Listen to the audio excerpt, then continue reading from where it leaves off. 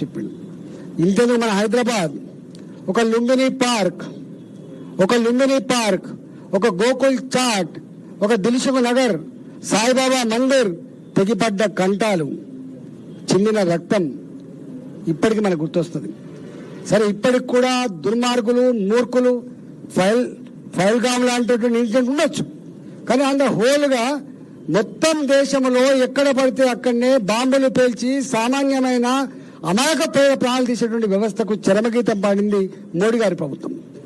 భద్రతను పెంచింది, భరోసాను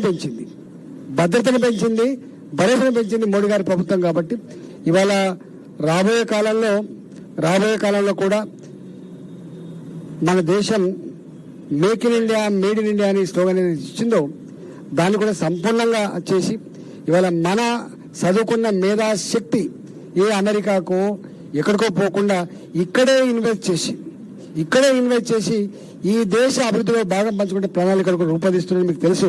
మీరు ఇలా మీ లెక్కలలో ఉంటాయి. రక్షణ రంగంలో ఒకప్పుడు ఇంపోర్ట్ తప్ప మనకు ఎక్స్పోర్ట్ లేకుండే. కానీ వాళ్ళ 60% రక్షణ రంగ ఉత్పత్తులు బయటికి పంపే పరిస్థితికి వచ్చినాం. సాఫ్ట్వేర్ మాత్రమే కాదు, రక్షణ రంగ పరికరాలు కూడా మన దేశం నుంచి ఎక్స్పోర్ట్ అవుతా ఉన్నాయి. ఇవాళ అనేక రకాల గ్రీన్ ఎనర్జీ విషయంలో, గ్లోబల్ వార్మింగ్ గురించి మాట్లాడిన పెద్ద నేతలు, కానీ దాన్ని అమలు చేసిన దేశం భారతదేశం. ఇవాళ గ్రీన్ ఎనర్జీ గురించి మాట్లాడిన ప్రపంచంలో దాన్ని అత్యంత వేగంగా అమలు చేస్తున్న భారతదేశంలో. ఇవాళ గ్రీన్ ఎనర్జీ అయినా, గ్లోబల్ వార్మింగ్ గురించి అయినా, ఎకలాజికల్ బ్యాలెన్స్ గురించి అయినా, ఇవాళ అన్నిటి గురించి మాటలకు చేతలకు పొంతనతో ముందుకు పోతున్న దేశం భారతదేశం. కాబట్టి ఇవాళ మోడీ గారు ఈ 12 సంవత్సరాల పుష్కర కాలాన్ని దాటి రేపు మరొక మైల్ రాయి, 17 సంవత్సరాల మైల్ రాయిని కూడా దాటపోయేటువంటి ఈ శుభ సందర్భంలో మోడీ గారు ఆరోగ్యవంతంగా ఉండి ఇవాళ భారత జాతి ఇవాళ గర్వించే పద్ధతిలో వారి పరిపాలన కొనసాగించాలని చెప్పి కోరుకుంటా ఉన్నాం. ఇవాళ మన సంస్కృతి సాంప్రదాయ విషయంలో కూడా రామాలయం రక్తం చెందింది. ఇవాళ అయోధ్యలో రామందం కట్టాలని చెప్పి పెళ్లికి ఆధ్వర్యంగా రథయాత్ర చేసిండ్రు.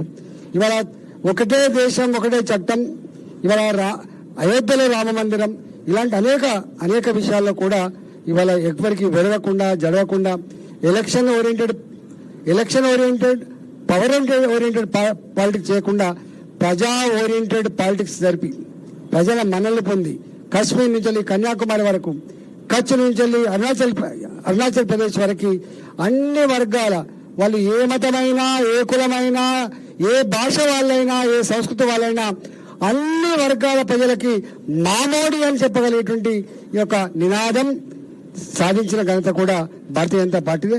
మీకు తెలుసు, భారతీయ జనతా పార్టీ ఒకసారి అధికారంకి వస్తే గుజరాత్ వైపు చూడండి, 30 ఏళ్ళు 27 సంవత్సరాల తర్వాత కూడా మళ్ళీ ఓటింగ్ పెడితే మళ్ళీ భారతీయ జనతా పార్టీ వచ్చింది. 30 సంవత్సరాలు పూర్తి చేసుకోబోతుంది.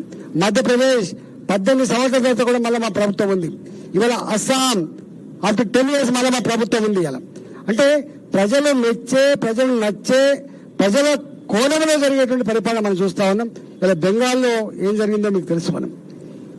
ఇలా బెంగాల్ ప్రజానీకం ఏమనుకుంటున్నారు, మేము ఎక్కడ భారత నుంచి వెళ్ళి విడిపోయే పరిస్థితి అని చెప్పి భయపడ్డాం. ఇవాళ భారతీయ జనతా పార్టీ వచ్చింది. ఇవాళ మళ్ళీ ఉన్న భారత్ క్షేమంగా సురక్షితంగా ఉందని చెప్పి భావిస్తుంది. మొన్న మన హైదరాబాద్ లో రోహింగ్యాల గురించి మాట్లాడుకుంటున్నాం. రోహింగ్యాలు ఎక్కడి నుంచి వచ్చిండ్రు? బంగ్లాదేశ్ నుంచి వచ్చిండ్రు. ఇవాళ రోహింగ్యాల బెడద లేకుండా పోతుంది. ఇవాళ వచ్చిన సంగతి ఏంటని పక్కన పెడితే ఇవాళ ముబ్బడిగా లక్షల సంఖ్యలో రోహింగ్యాల వలసలు ఏవైతున్నాయో అవన్నీ ఆగిపోయినాయి. ఇవాళ అంటే దేశ భద్రత, మా ఫండమెంటల్ ప్రిన్సిపల్ దేశం ముందు, తర్వాతనే పార్టీ, తర్వాతనే వ్యక్తి అని కానీ తూచా తప్పకుండా అమలు చేసి ఇవాళ ప్రజల మన్ననలు పొందినటువంటి ప్రభుత్వంగా ఉంది. కాబట్టి ఈ సందర్భంగా యావత్ తెలంగాణ ప్రజానీకానికి కూడా నేను విజ్ఞప్తి చేస్తున్నాం. ఇక్కడ కూడా వీళ్ళ ముఖాలకు ఏది చేయలేక, చేతగాక, ప్లాన్ లేక విమర్శలే కుప్పిస్తూ ఉంటారు. ఇవాళ 6,300 రూపాయలు, 6,300 కోట్లు పెట్టి రామగుండలో 30 ఏళ్ల క్రితం బంద్ అయినటువంటి ఎరువుల కర్మాగారం నిర్మించిన చరిత్ర భారతీయ జనతా పార్టీ.